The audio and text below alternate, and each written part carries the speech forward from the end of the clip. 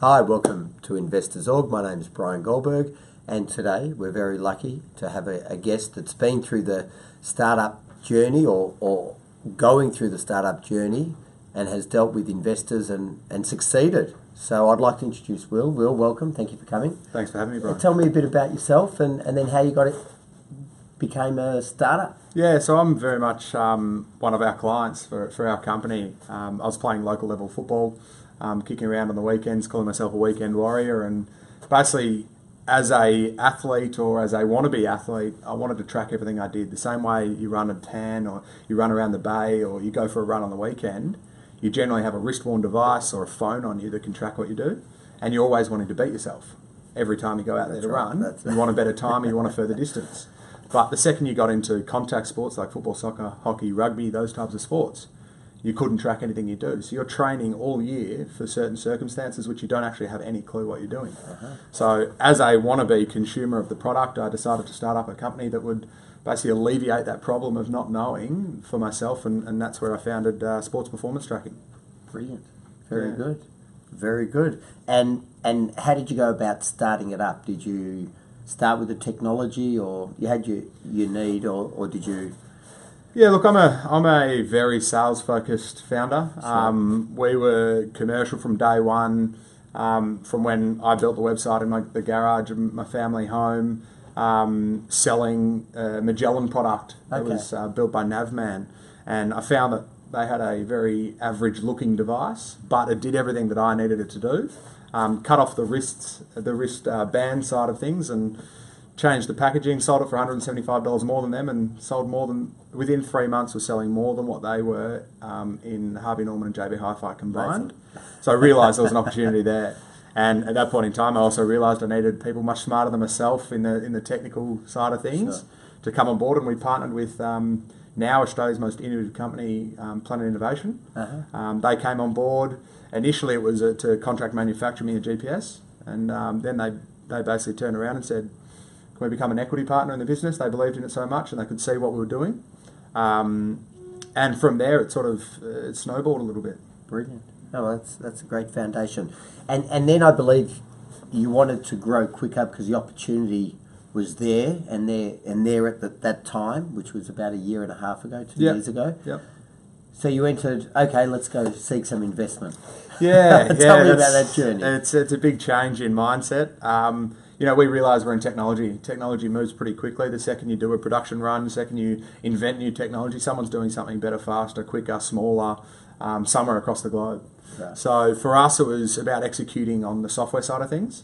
And we realised we needed to hire capable software people that could come in and build this user experience and build this brand and build this need for a product, rather than just providing a really cool looking shiny new thing. Sure. We needed to provide them something that's going to change drastically what they do on a day-to-day basis from a sporting perspective, and realised that I didn't have the money as a 24-year-old out of my second job trying to figure out what I was doing, and that's where I turned to a couple of pitching competitions locally here in Melbourne, and was fortunate enough to win a couple of them. So we won Slush Down Under, which sent us over to Helsinki, and we came in the top 25 startups in Europe, even though we're not in Europe.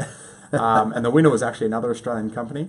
But off the back of that, we had a lot of interest internationally as well as domestically, and we obviously closed a round. We initially closed a $900,000 round, and then quickly followed by a $1.5 or $1.6 million round sort of middle of last year.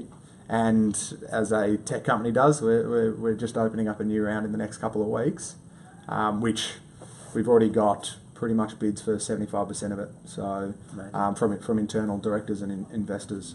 Okay, so that investor journey's been interesting, and finding them from different places, and sometimes, friends, family, or sort of hustling on the streets and saying good day to people and doing that sort of thing at networking events has held us in good stead. Could you have progressed it without the investment? Not as quickly.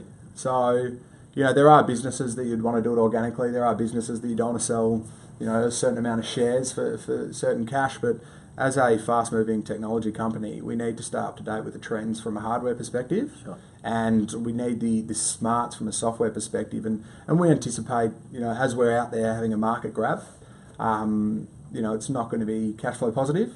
So that's where we need the investment to help us through that period. But we believe, and our business model says that should turn very quickly. And as founder and CEO, Yep. CEO, how do you deal with the investors on an ongoing basis? Is it a good relationship or? Yeah, something you fortunately, I've been blessed, lucky, hard work, whatever it is, but I've got fantastic, really supportive investors. Okay. People that I speak to on a monthly basis, give a call, see them at the footy, whatever, and happy to have a conversation at any given time. I'm very open. At the end of the day, if you close off too much, you're always scared about people copying you, never execute. And we want the thrill of executing what we want to do. And I don't really care about competition because at the end of the day, we'll back ourselves to be the best at what we do. Yep. There are many different verticals and there's enough sporting people out there that a lot of people can attack them. Yep. And we're going at a very different angle to anyone else at this stage. So until that changes, that's a new challenge. But from our perspective, from my perspective personally, my investors in SPT have been investors in Will Strange as well. Yeah. I can see that, and that's the relationships I've built with them. Yeah. I couldn't have a nicer word to say about all of my investors. Well done. Well done. Do you hear that, Investors Org? Investors are good people. Or maybe it's me, and I don't know. Or maybe Will's the winner. That's right. Now, we've heard about the SPT. Tell me about the product and how it works, and give me a bit of an insight on. Basically, the simple side of things is we've got a piece of hardware that sits in between your shoulder blades while you play sport, like you'd see on AFL teams, rugby teams around the globe, Manchester United. Sure. But our big point of difference is creating this simple environment.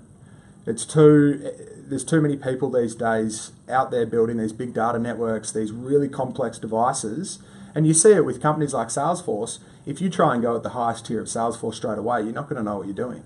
Whereas if you come slowly and progress with the technology, you'll understand it and you'll get a better product. And so we've gone very much like that philosophy of what probably Dropbox did in day one when they were going up against Simplicity. Dropbox came out with a really, really simple product. Simplicity had a better product, but super complex. Everyone adopted the easier product, the simpler product. So we're going down that line. We believe the adoption curve of new users is very much in our sweet spot. So we're following that and also developing new technology. So we've been working on a new piece of hardware for the last 12 months, which we're launching as we speak. Very good. So that'll come out in social media in the next couple of days. Excellent. And so this is the device here. It's quite small. There you go. Always bring it with you. That device goes in and sits with our software. That communicates live, so you can see it during the game. So coaches can start making real-time decisions, as well as adding a whole bunch of new technology in their gyroscopes, accelerometers, conturnions. I can keep going, but most people won't know what they mean. And that allows us to bridge the gap between the hardware perspective of the elite users, but also providing our very core feature of being simple. And anyone can use it from under 10s to under 11s, all the way up to, we've got professional teams last year in the English Premier League, to Division 1 colleges in the United States. Well, that probably answers my next question. Australia's a leader in sport, so you find that by having a sports technology globally, you'll have an audience to listen to you and take interest? Yeah, definitely. Fortunately, being born in Australia and running a sports tech and sports science company, you have instant credibility.